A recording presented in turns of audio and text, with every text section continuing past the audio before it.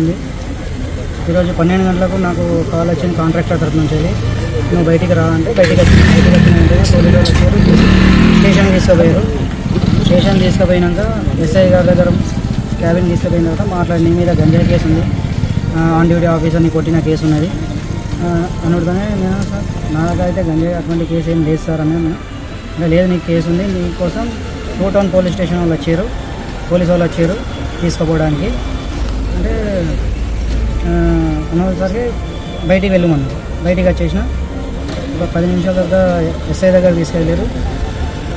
అడిగారు నువ్వు ఏం చేస్తావు ఏంటిది అని.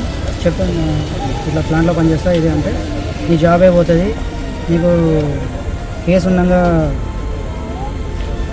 ఉండగా నీకు జాబ్ ఎట్లా ఇచ్చారు అనేసరికి కాంట్రాక్టర్ని బ్లాక్ లిస్ట్ చేస్తామని చెప్పి ఇట్లా మాట్లాడారు. కాంట్రాక్ట్ కూడా భయపడి మాట్లాడేసరికి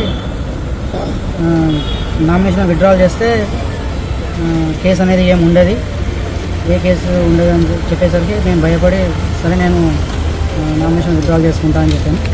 చెప్పేసరికి ఓకే బయట వెయిట్ చేయండి, ఇంటికాడికి ఆటో పంపించి మామూలుగా పంపించి ఆరో దగ్గరికి తీసుకెళ్లారు.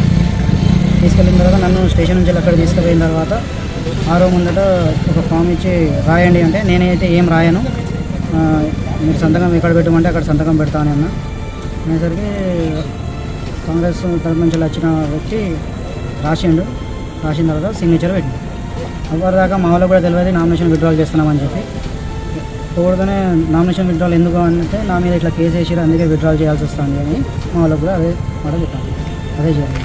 తర్వాత అక్కడ నుంచి వచ్చిన తర్వాత ఇక్కడ క్యాంప్ ఆఫీస్కి తీసుకొచ్చి నన్ను తీసుకొచ్చి కల్పించి నువ్వు విత్డ్రాల్ అయినందుకు సంతోషం అని చెప్పి వాళ్ళు మాట్లాడిన తర్వాత నాకు మళ్ళీ తీసుకొచ్చి ఎన్టీపీసీలో పడగొట్టారు. నేను ఇంటికి వచ్చేసాను. ఎక్కడ తీసుకుపోయారు సార్?